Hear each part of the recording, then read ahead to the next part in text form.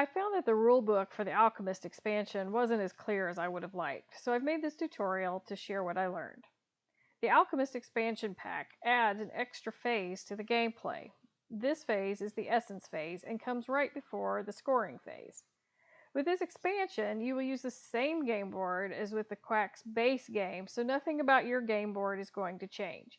However, after finding it challenging to keep up with the sequence of gameplay, I've made my own game board. This is not the game board that is with the game, but I'm going to use my board as a visual for this tutorial.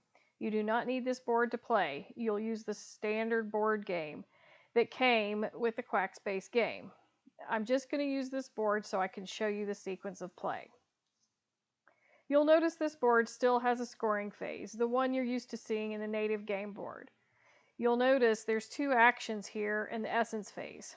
First, you set your essence flask to 0 and then recalculate the essence for the rest of the round. After you set your essence back to 0, here's how you're going to calculate the new value. Let's say you have these chips in your cauldron. You get one essence bubble for each color in your cauldron. Not each colored chip, but each color, not counting white. So this player would have 3 colors. If your white chips total exactly 7, then you get another bubble. If the player on your left exploded, then you get another bubble. And if the player on your right exploded, then you get one more bubble. After you've calculated these things, you're ready to move on to the next phase. Before the game starts, each person will choose a disease to cure. The rulebook says to randomly draw 3 diseases, but if you're new to this pack, I'm going to suggest that you have all players choose between these cards or these cards. Here's the reason. While all the cards get a bonus during the essence phase, some of the cards get most of their bonus during the preparation phase. So if you're learning this pack, it's really confusing to have a mix of these 2 types of disease cards in play by different players. So let's look at these cards first. You'll place the disease that you chose on your essence board like this. In the essence phase, you'll first 0 your flask and then immediately recalculate your essence bubbles. Then you will follow the line to see the bonus you get. Different diseases get different bonuses. In this case, Earworm gets to draw 3 chips out and add them to the cauldron and earns a rat tail. Disease cards that play this way are the most straightforward because you calculate and spend the essence bubbles right away. Now, let's take a look at the other cards. Just like the first set, you will place your disease card on the essence flask at the beginning of the game.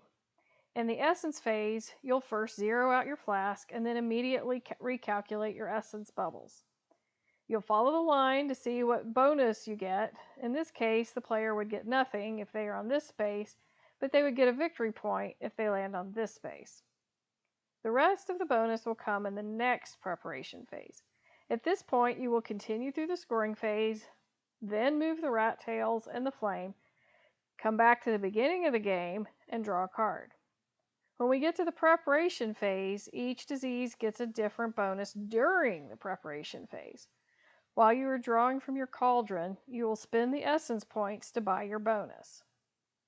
For instance, if you're playing Carrot Nose, you can spend your essence bubbles to move your pumpkin chip to the next ruby space.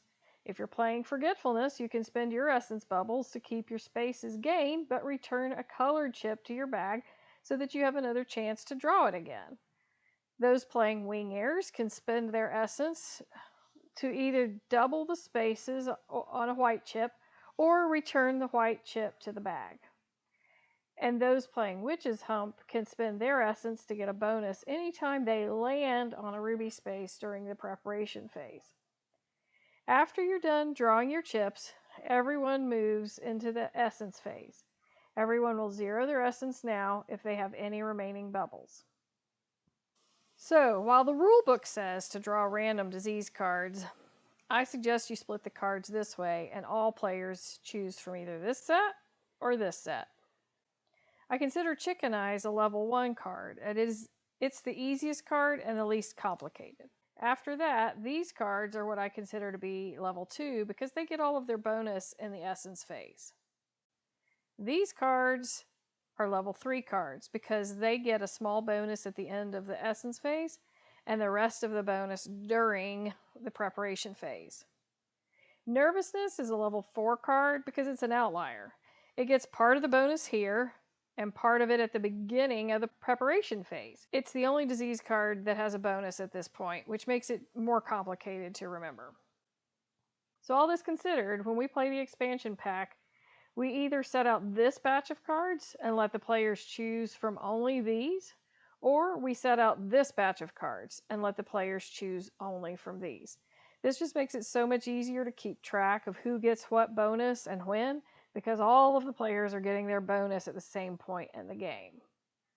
I hope this tutorial has been helpful and explains the sequence of what gets triggered when.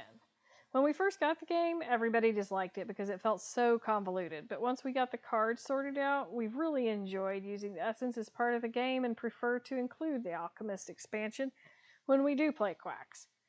If you struggled with this expansion, I hope you'll give it another chance.